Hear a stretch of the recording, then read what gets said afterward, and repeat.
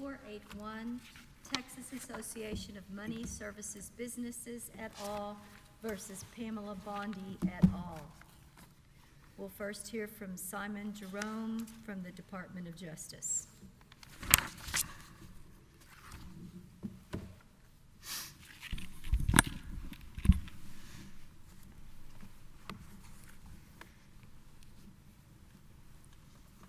Good afternoon, and thank you, Your Honors. May it please the Court, Simon Jerome for the government. I'd like to reserve 3 minutes for my rebuttal, if I could, please. The Bank Secrecy Act permits the Financial Crimes Enforcement Network, or FinCEN, to impose time-limited reporting requirements on financial institutions as necessary to address emergent money laundering concerns. FinCEN properly exercised that authority here to gather information about money laundering or potential money laundering at the southwest border that may be connected to fentanyl trafficking. The Court's leave, I'll address the Fourth Amendment interests of the businesses first. Before you do that, how does the impact of the timing of this, can you explain to us why this is not moot and what does the subsequent order how does that play into this?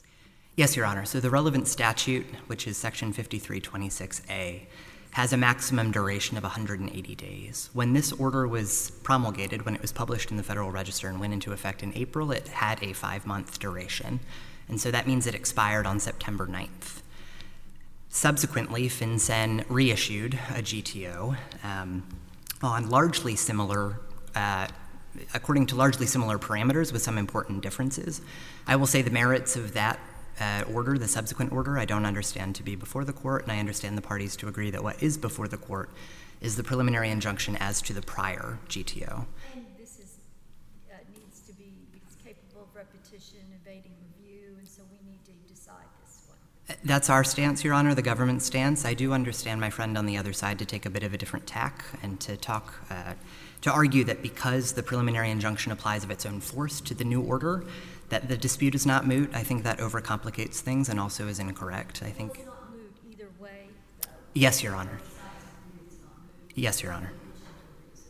That's right. I think it's in our institutional interest to draw a line. The PI specifically refers to the March 2025 order. And don't look at the text of the new order. That's correct. For mootness purposes, Your Honor, I would agree. And so I think it's exactly that reason. And which brings me, we heard this on a special sitting and we expedited this, but y'all asked for a lengthy briefing time instead of the short briefing time that I thought we were going to give. When do we need to rule on this, given the circumstances? How urgently do we need to rule? Your Honor, I don't understand there to be the government is not requesting a particular decision by a particular time. It's uncontested that the order that the PI was issued against has expired, and so I think in the ordinary course. The order has expired. Yes, Your Honor. And it was stayed, it was enjoined the entire time. With respect. Go ahead, I'm sorry. I apologize. This injunction was plaintiff-specific, and so the order was in effect in particular places. That's right, and there was an injunction separately entered in the Ninth Circuit litigation, and so in effect, when you add the preliminary injunctions up, this order that is under review was in effect as to certain plaintiffs in Texas only for the period. If we were going to not rule for you, and I'm not foreshadowing, would we need to quickly issue an order because some people are caught up in this and not excluded in the order, or does it not matter because this is expired anyway? It's the latter is our view, Your Honor, that there's no urgency to a decision. I think we certainly requested expedited briefing to have guidance in a shorter time frame that might otherwise be the case, but there are no exigencies apart from that consideration. I think you wanted to begin with the Fourth Amendment, and there's no issue on standing in this case, correct? Or ripeness or any of these other justiciability concerns? No, Your Honor. So we need to begin with the Fourth Amendment. I do hope that you will at some point discuss whether it's if needed notice and comment rulemaking. Yes, Your Honor. With respect to the plaintiff business's Fourth Amendment interests, it's our view that this case is determined by Schultz, the Supreme Court's decision in California Bankers Association versus Schultz. Indeed, in almost all relevant respects, that case is on all fours. We accept $10,000 versus $200? That's the important exception, Your big Honor. one, isn't it? Well, I'll start there, Your Okay. Honor. So, there certainly is a line in the Supreme Court's analysis that says there's a tenable congressional determination with respect to abnormally large transactions. What I take that to mean, Your Honor, is that Congress it's important to note, Congress did not, in fact, set the $10,000 limit itself. Congress empowered the Secretary to do that, empowered FinCEN to do that. And so there is this view, Congress has made a determination that let's call them large transactions, are a potential source of abuse, that there might be money laundering going on there. Separately, Congress made a determination and indeed has expanded an authority several times over for the Treasury Department. It's delegated those powers to FinCEN to impose additional reporting requirements. In other words, there's a congressional determination that FinCEN is in a good position to judge when additional reporting requirements are necessary, and to do so here. What if it was $1? In terms of the Fourth Amendment analysis, so I think the same would be true. I think insofar as the question is, what does it mean that this language, abnormally large transaction? Are we appeared? saying that the Fourth Amendment applies to this because this is a search in some real sense? We haven't disputed that the businesses So have. the Fourth Amendment applies, and so we have to look at the reasonableness of the limit. And in Schultz, it was, well, these are large transactions, so reasonably one might be kind of suspicious about these large transactions. We've lowered it by, my math is not good, but let's say, 4,000% or something, very, very a lot. So why isn't the simple answer that, well, gosh, now it's not reasonable anymore because what it looks like is a fishing expedition to say, well, let's get a lot of information. And then if we sift through all of that, then we might be able to uncover some more money laundering. I think the reason, Your Honor, is because in addition to saying abnormally large, the court said a lot of other things too. It said there is an important governmental interest here in combating money laundering. That is exactly the same here. Indeed, that interest is even stronger given the nexus to international drug trafficking and the fentanyl crisis in the United States. Schultz also said the businesses inherently, by virtue of their status under U.S. law, have diminished interests. That is identical here. Indeed, we would submit that this bleeds, what I'm about to say, bleeds in a little bit to burden, but these businesses have signed up. I don't doubt anything you're saying, but I take it that the government, what I hear you saying is that there's no lower limit on what the Treasury Department could say is a threshold for the money transaction.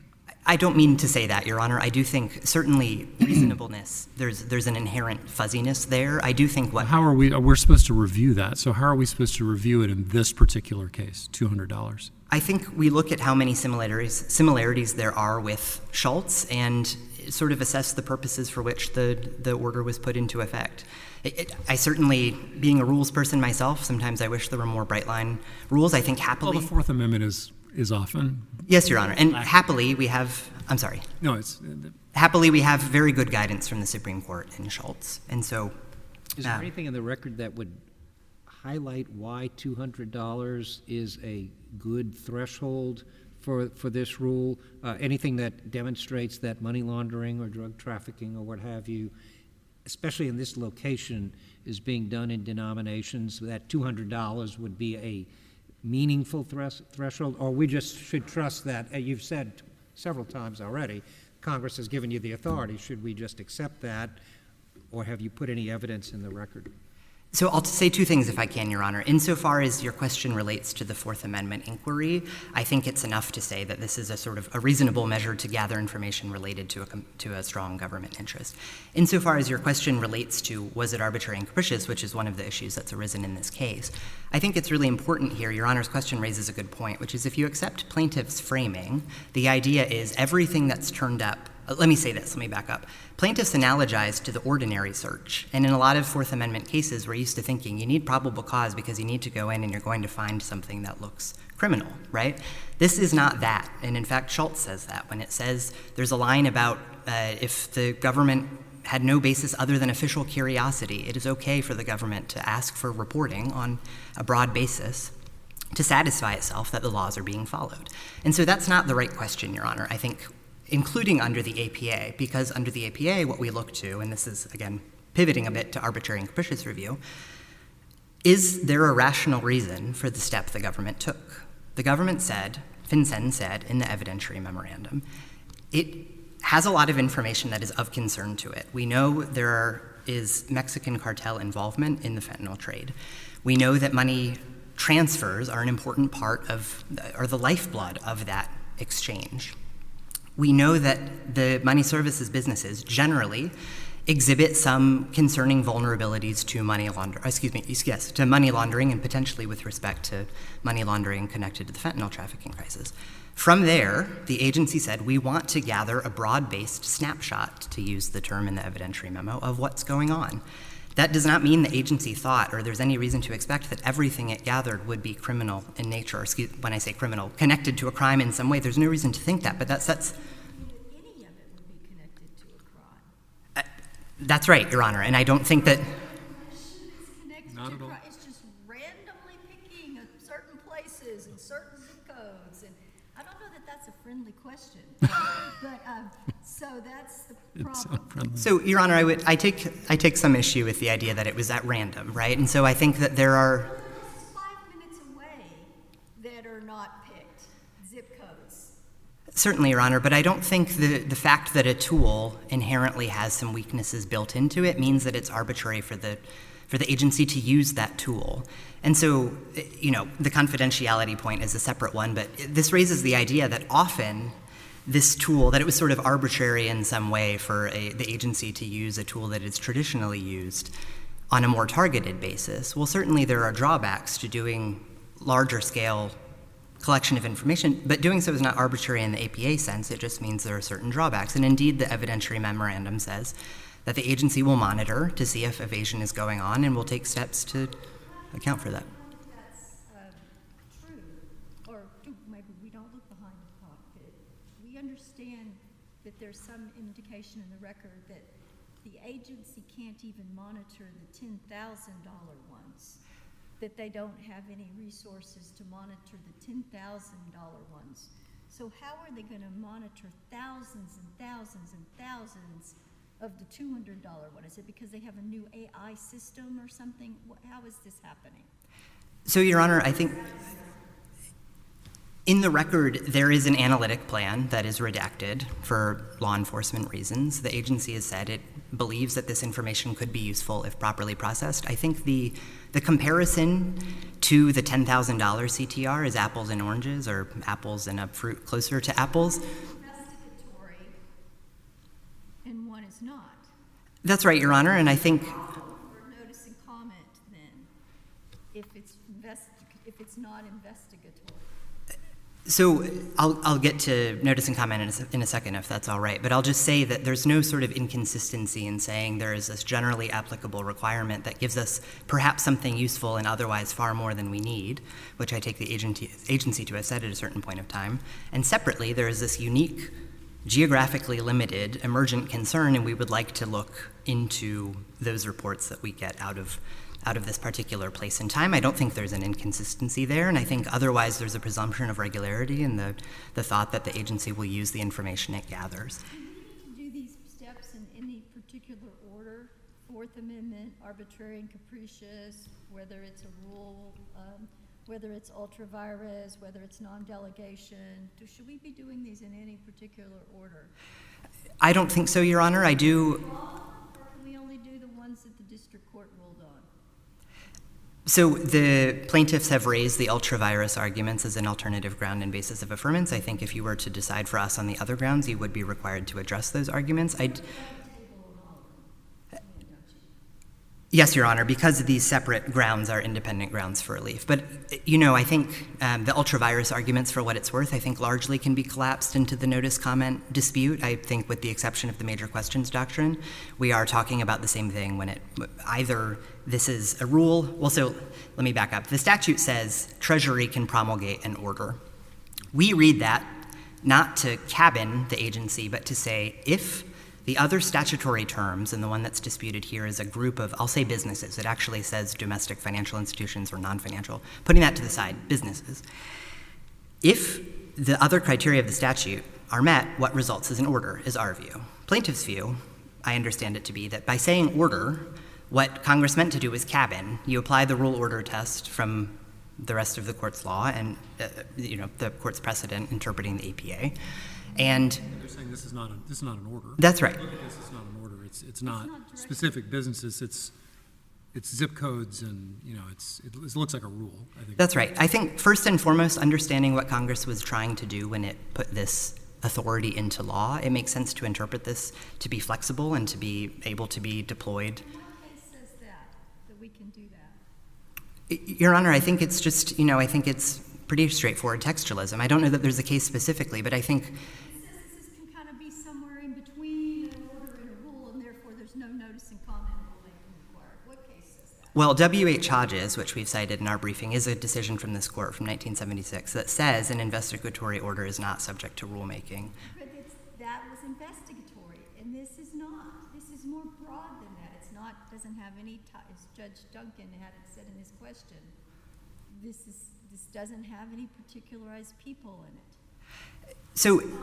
not an investigatory tool that you use usually as a backup for other tools after you had an informant or whatever. I disagree, Your Honor. I think that sort of puts a gloss on investigatory that isn't necessarily appropriate. I mean, here I think it is conceitedly a broad-based investigation, but it is designed to generate information of use to the government in combating this problem. An investigation not targeting anyone.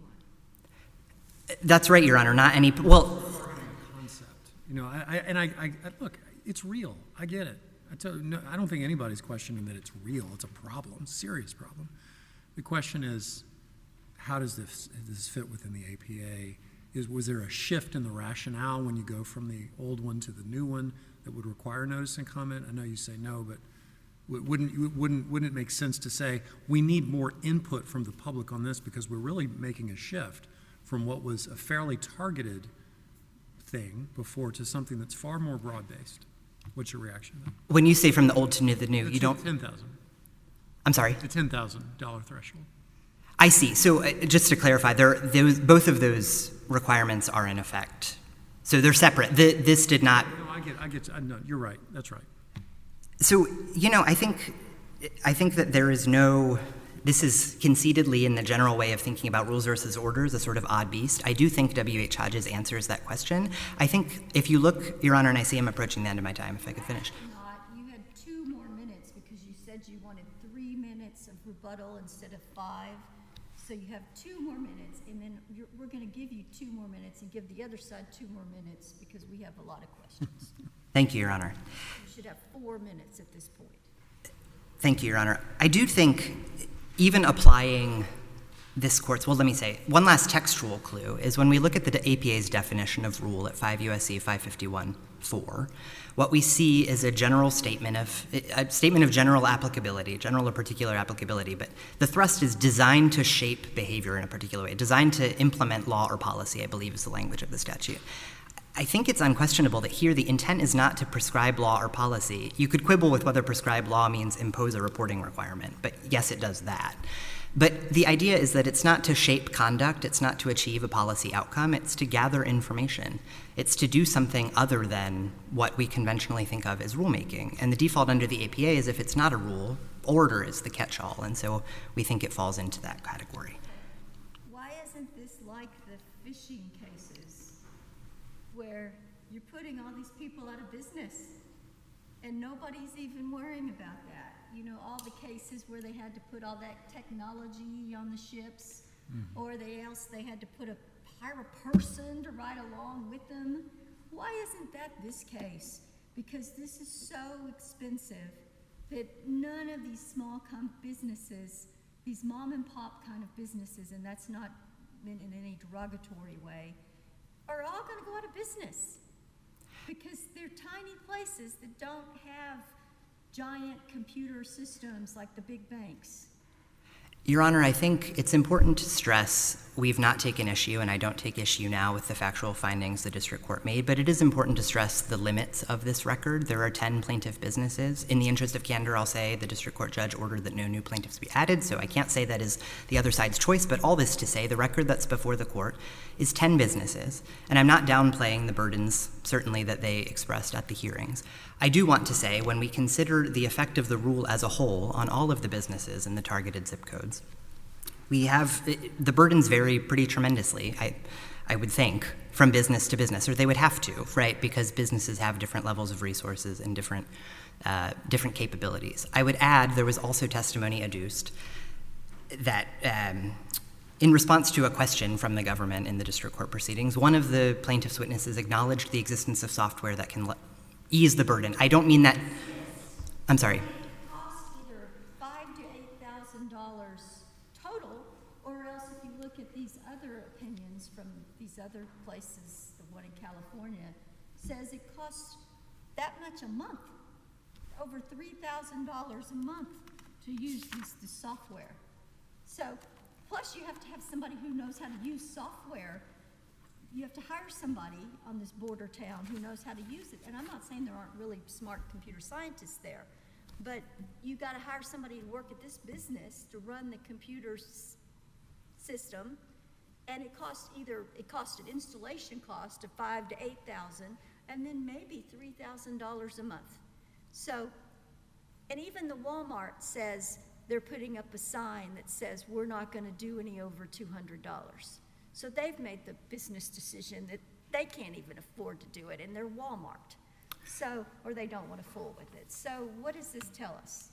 I think, Your Honor, it tells us, again, that I think we don't dispute the burdens that were testified to in the district court and that the district court accepted. I think what's important, again, is as in terms... When I said the Walmart is not even doing it. I may be missing something, Your Honor. I don't recall that, but They're not even.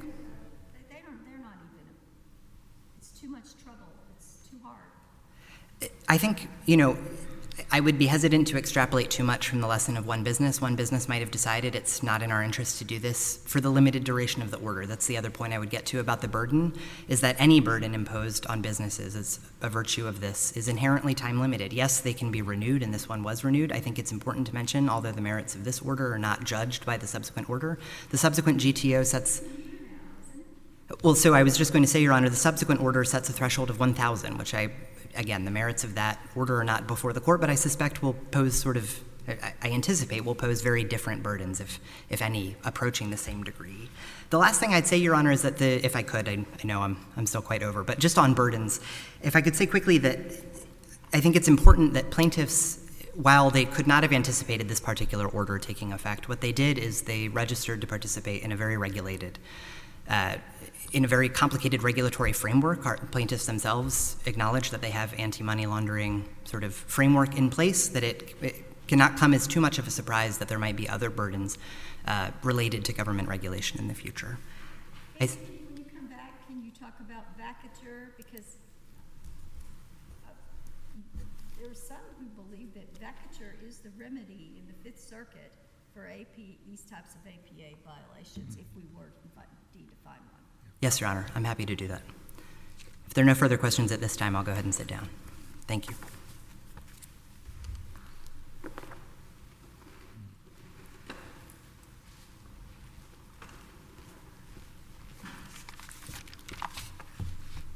Good afternoon, Your Honors. Robert Johnson from the Institute for Justice on behalf of the Plaintiff Money Service Businesses. The plaintiffs here are small family businesses, in many cases multi-generation family businesses, that provide financial services to ordinary people, many of whom don't have bank accounts. And these businesses overnight were subjected to crushing compliance burdens, all in service of a government fishing expedition that is a consummate general warrant. Mr. Johnson, on the Fourth Amendment question, Mr. Jerome quoted some language from Schultz, California Bankers Association versus Schultz, that I'd like your reaction to. I think they're quoting an earlier case here, but it says, even if one were to regard the request for information, in this case, as caused by nothing more than official curiosity, nevertheless, law enforcing agencies have a legitimate right to satisfy themselves that corporate behavior is consistent with the law and the public interest. Does that mean that the Fourth Amendment analysis here is basically, well, we understand why the government wants to know these things. I've already suggested that obviously fentanyl trafficking and money laundering is a serious problem. Why isn't that enough to say that this isn't a Fourth Amendment violation? So I think you have to read that in connection with the rest of the decision. And the court also said that it was important to the court that the information was sufficiently described and limited in nature. So the court has said that, so the $10,000, for instance, there's not, the fact that someone does a $10,000 transaction, that doesn't give rise to probable cause or reasonable suspicion, but the court in Schultz still said that that could be required, so the standard's not reasonable suspicion, at least for that type of reporting. But there's still some standard, and what the court said that it has to be reasonable. It has to be sufficiently described and limited in nature. It can't be so overbroad that it becomes unduly burdensome. And so there's a standard that I think looks to the degree of particularity, to the government's interest and the relationship between the amount that's being required and the government's interest, and to the burdens on the businesses. Move the drastic difference in the numbers. Let's just say the government decided they would benefit from lowering the 10,000 to 7,000. What do you contend the government needed to do, and would need to do, I should say, in order to make that change? So I think there would need to be some sort of evidence of a significant problem of money laundering at the $7,000 level, and some sort of basis for the government to come forward and say, hey, at the $7,000 level, there's a lot of transactions that are going to be coming up that are... We were missing something. At the 10,000 level, we need to lower it. Exactly. And I think it's significant that the $10,000 level in the 1970s was over 70,000 adjusted for inflation. So, it really was, we're talking about very large, essentially, briefcases full of cash. And the court, or the Supreme Court in Schultz viewed that as very different from, sort of everyday cash transaction. And then, of course, we have the concurrence from justices, I believe it's Powell and Blackmun, who say it would be a very different matter if this was a different cash transaction threshold. So I think the opinion is fairly clear about that. I also think there are other differences between Schultz and this case. And I think one of the important ones is that Schultz was dealing with a nationwide transaction threshold that was for essentially every bank, whereas here this is more targeted. And I think the combination of it being both suspicionless and targeted is a very troubling combination, because it gives the government discretion to essentially say, we're going to require this from this group of people, but not this group of people. It's a lot like this court's decision just a few months ago in United States versus Wilson, where there was a suggestion that you could have suspicionless searches of gun owners.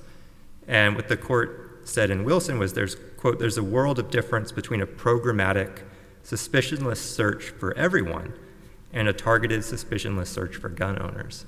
And so I think the combination of it being both suspicionless, not particularized, but also targeted at a particular county, or particular zip codes, and particular types of businesses, that's something that under the Fourth Amendment is extremely troubling and makes it a general warrant. So what if we have fabulous data analytics systems, and we can do the whole country, and we can do for any amount?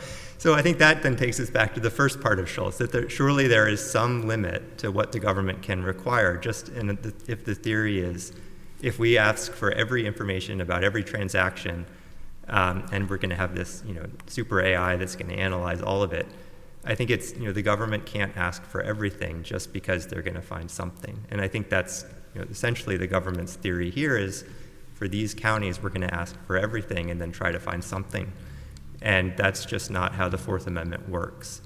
And I don't think Schultz suggests that it is how it works. I think Schultz is dealing with a much more targeted request. And Schultz, I think, draws that language about official curiosity. I believe that's from Morton Salt. And Morton Salt was, a very much more targeted request at particular companies that were actually the subject of an FTC compliance decree. And the point of the information request was to see if they were engaging in the same thing that had led to the FTC compliance decree. And so the FTC said, hey, we need information from you to tell if you're complying with this decree. And the Supreme Court upheld that, and it was very targeted to particular companies in connection with a particular investigation of a particular thing that these companies had actually been engaged in the past. So in the court, I think, there it said that was constitutional, but that it said a request for information could be, quote, of such a sweeping nature and so unrelated to the matter properly under inquiry that it would violate the Fourth Amendment. So again, the court there recognized there are limits to what can be asked for. What's the status of the other cases challenging the GTOs? Where are we on those? Yes, so the case in the Ninth Circuit, the district court proceedings have been stayed pending appeal.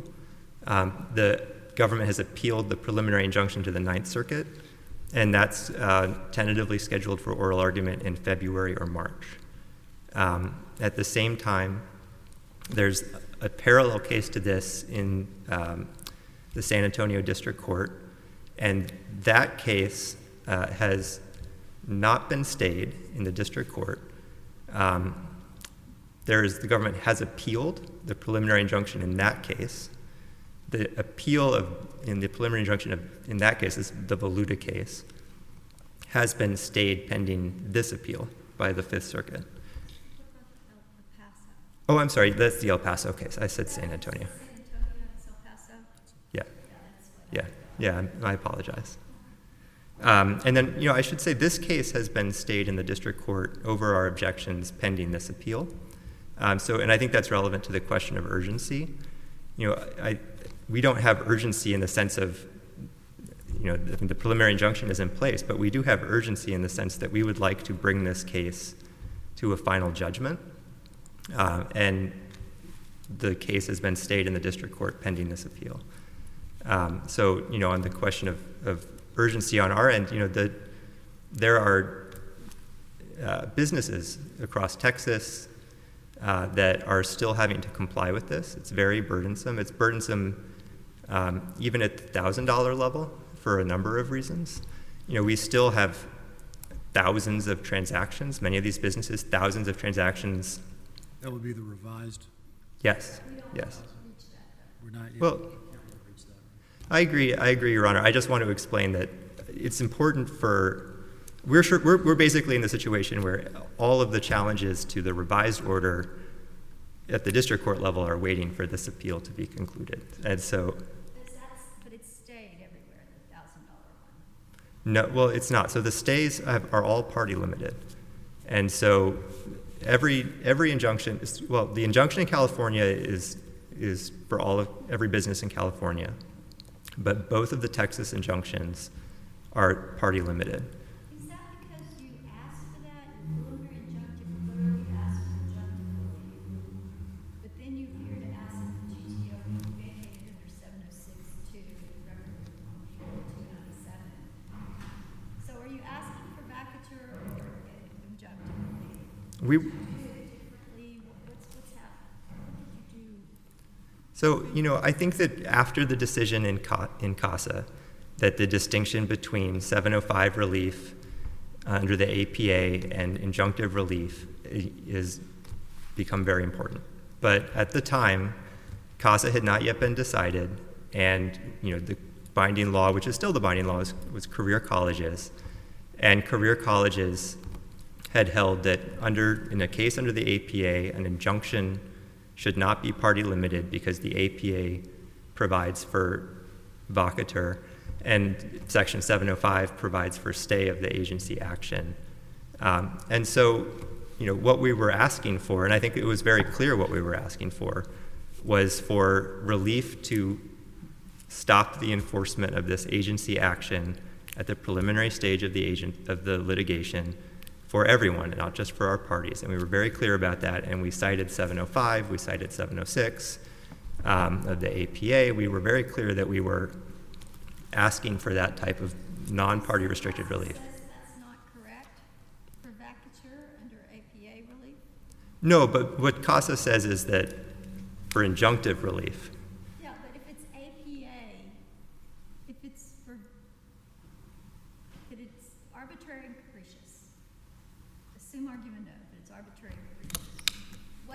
correct result under the current Supreme Court understanding? To issue under 705 to stay the effective date of the agency action, and under 706 to vacate the agency action. And absolutely, CASA does not disturb that in any sense. All I meant to suggest was that the terminology that we used, I think, reflected the sort of pre-CASA. Do you believe that we should, do we need to address all of these arbitrary and capricious, whether it's a rule, whether it's ultra vires, whether it's non-delegation, whether it's Fourth Amendment? Do we need to address all of these? I think the court should, Your Honor. Oh, well, that's fair, Your Honor, but obviously the court can affirm on any ground. Right. I think. So we could pick one. I'm not saying that you would prevail on it, but if you were to prevail, you would just need one, right? We do just need one. Obviously in Jarkissi, for instance, this court had multiple possible grounds that it could rule on. The court. Even in Jarkissi, we didn't go through the whole list. I think we picked 3 of the possible 4 or 5. That's fair. That's fair, Your Honor. Is there a constitutional avoidance issue in play here where we should go into the APA and not reach the Fourth Amendment? I think the court could do that. And I think actually we've argued that one reason to interpret the statute for our ultra vires argument, one reason to interpret it in the manner that we have proposed is that it at least somewhat ameliorates the constitutional issues. So I think the court certainly has that option available to it. I don't know that the court has to do that. On the ultra vires argument, is that right? So I don't know if it's we did cross appeal, but I don't know if we needed to cross appeal on that because it would just affirm the judgment. But we did. You're asking for more relief, so maybe, who knows? Yeah. So what is that? Would you go through that argument, please? Yeah, absolutely. And I would say that I think if the court looks at the opinion from the California case, Novedades, Judge Sammartino agreed with the ultra vires argument, and so that really sets it out. And obviously we set it out in our briefs, but the statute here provides that FinCEN may issue an order, and it has to be directed to a business or group of businesses. And then it has to be based on a finding of reasonable grounds that these reports are necessary. And so the question really is does that statute anticipate that FinCEN is going to be making this determination about necessity, looking at a particular business or group of businesses that have been identified? Or does it encompass something like this, where FinCEN has made it a finding of necessity, which I think is very flawed, but setting that aside, a finding of necessity for a zip code for an entire geographic region. And what Judge Sammartino found, I think correctly, is that if you look at the statute has multiple indicia that it anticipated party-specific findings. And the reason that I think is related to the Fourth Amendment issue is that essentially reads the statute to require something that is more particularized and therefore more in line with the Fourth Amendment in this area. In terms of the clues, essentially, that suggest that that's the correct interpretation, one is just the use of the word order, which is a word that brings the sort of APA soil with it. And we know that terms that are used in the APA bring that APA soil from cases like R.J. Reynolds from the Supreme Court.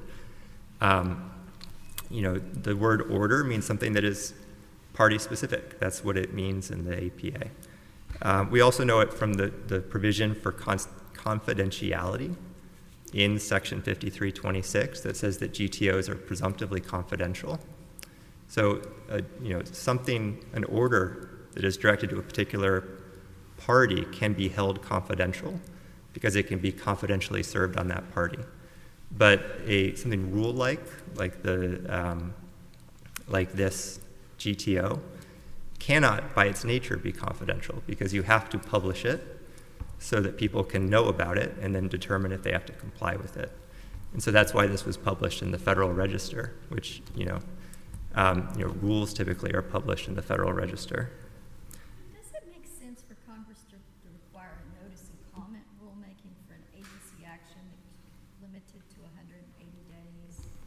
there ever been one for less than a year that you can think of? That's an interesting question, Your Honor. Not that I can think of off the top of my head. Obviously there are rules that are for years all the time, like, CAFE standards for automobiles are often for a year. We cite in our brief yeah. Less than a year. I can't think of one, but, what I would say, Your Honor, is I think this goes to the ultra vires point, which is that they anticipated something that would not require notice and comment. What Congress anticipated was that a GTO would be an order. It would be an order within the meaning of the APA, and therefore it wouldn't require notice and comment. I don't think they anticipated that you'd have these rule-like GTOs that are so expansive, and then that should require notice and comment. The other sort of practical point I'd make is that these GTOs, especially the sort of rule-like GTOs, like this one, but also the real estate GTO, there was a real estate GTO that was first issued in 2016 and then was renewed every year for the next 9 years until in 2025 it was finally turned into a rule for the entire country. And every time it was renewed, they just expanded the jurisdictions that it applied to. And we're seeing this going down exactly the same path, where they've renewed it and they've expanded it so that the September GTO applies to Arizona, as well as the Texas and California. But does that make it better? No, it doesn't make it better. And I think what it shows is that this is a way for the agency to get around the requirement of notice and comment, and that it's not just something that's in place for 180 days. These GTOs can be in place for 9 years, as in the case of the real estate GTO. Sorry, go ahead. Well, no, it just seems that it's a difficult thing to know whether you should invest in software, for example. If you think, oh, I can ride this out for 180 days, and it may hurt my business, but I can weather that. But if you're going to be doing this for 10 years, then you might say, oh, I need to get the software and amortize that over time. It makes it difficult to make a business decision about how to approach the problem. Absolutely, and I think having notice and comment for something that is rule-like this would provide a much more structured framework around it. It would provide that kind of notice for people. They would know, if this is going to be in place for 9 years, then we would know that, rather than having to guess as to will this or will this not be renewed. Let me know if I'm getting this wrong, but the notice and comment point and the ultra vires point, I sort of think of those as two different things. I think your ultra vires argument is the way this thing is structured is outside the parameters of the statutory authorization because of all its rule-like attributes. Okay. Because a rule like that would have to be subject to notice and comment, but what is foreseen by the statute is an order, which is not a notice and comment issue, right? You wouldn't have notice and comment for a genuine order, would you? I think that's well put, Your Honor. I think that's what I'm trying to say. Yes, thank you. Notice and comment is not a straight-up notice and comment. It's an illustration of why it's ultra-virus. Yes, I think that's right. I think that if this was not ultra-virus, it would be an order, and it would not require notice and comment. Yeah, and because it wouldn't make sense given the time parameters for an order, and given that it's focused on this particular group business or group of businesses. It wouldn't make sense to have a notice and comment, and it's confidential. Right. Why would you have notice and comment? Okay. Yes, exactly. And I would, one thing I would say is the agency itself in 1989, just, slightly a few years after the GTO statute was adopted, had a rulemaking where it talked about how this is all going to work. And it said they're going to be confidential, they're going to be served directly on the CEO of the particular business that's going to be identified. And then we're going to have a point person at the agency, and they're going to call up the business, and they're going to say, hey, how can we work with you to make this minimally intrusive for you?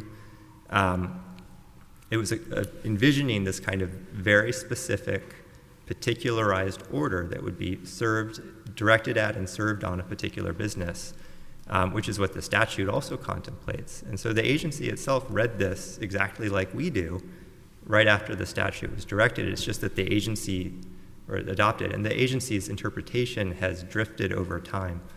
as they've used the GTO mechanism to circumvent the APA's procedural requirements. How does this differ from the New York GTO? So the New York GTO was directed at particular identified money service businesses. It's just a dozen or so of them. And it was directed at those businesses based on particular findings, that those businesses were a conduit for money laundering to Colombia. It was then directed at a particular class of transactions. It was transfers. So, I think what I'd want to know if that was before me is, was there really a record for each of those businesses? How particularized were these findings? But I think it was certainly different from this GTO in the sense that it was much more directed. By name. Yes, and based on particular suspicion, and also it was directed at particular types of transactions. It was money transfers from those businesses, through those businesses, to Colombia. More like a warrant. Significantly more, yes, significantly more, a warrant or a subpoena. Whereas here we have something that is just so broad and so suspicionless. When you said that the district court is not proceeding, was that the district court's own doing, or did we do something that caused that? You did not do anything to cause that. The government moved to stay in the district court pending this preliminary injunction appeal. We opposed that, and it was entered over our opposition. And I think, even if there was any question, and I don't think there's any question about the proper scope of preliminary relief, I think the proper scope of final relief would be vacatur, which is why, we have always been trying to push these cases to a final judgment so that we can, resolve this. I think, obviously, it's everybody is now waiting for this court's guidance as to the issues that were resolved at the preliminary injunction stage. No. All right, thank you, Your Honors.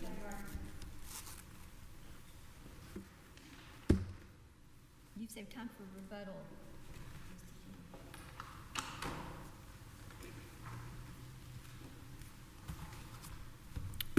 Thank you, Your Honor. Just 3 quick points I'd like to make, and I promise one of them is vacatur. The first, just on the Fourth Amendment issue. My friend brought up that the Supreme Court described the information at issue as sufficiently described and limited in nature. As we mentioned in our briefs, the exact same information, putting aside the issue of the transactions to which it applies, is at issue here.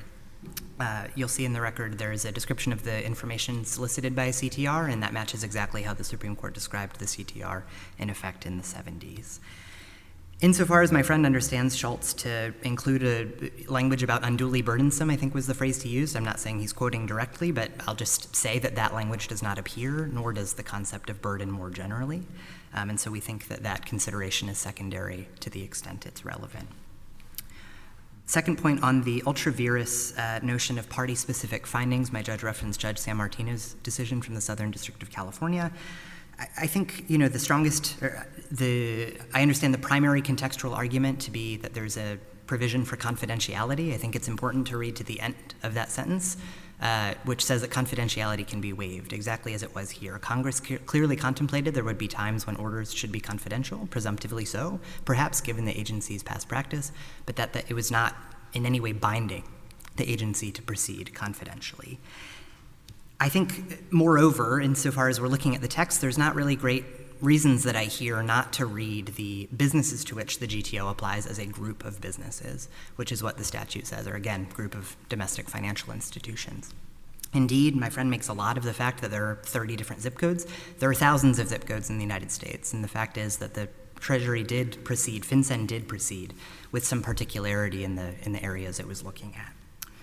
Finally, Your Honor, on vacatur, I think there's no need to reach the issue first and foremost. I take my friend's point that they asked for universal relief, but asking for it is not the same as saying the APA demands it. Indeed, they cited a case saying that relief can be tailored. The district court tailored the relief. I think separately, the district court's decision was not based on the APA, so the district court mentioned CASA forthcoming and then did not purport to act under 5 U.S.C. 705.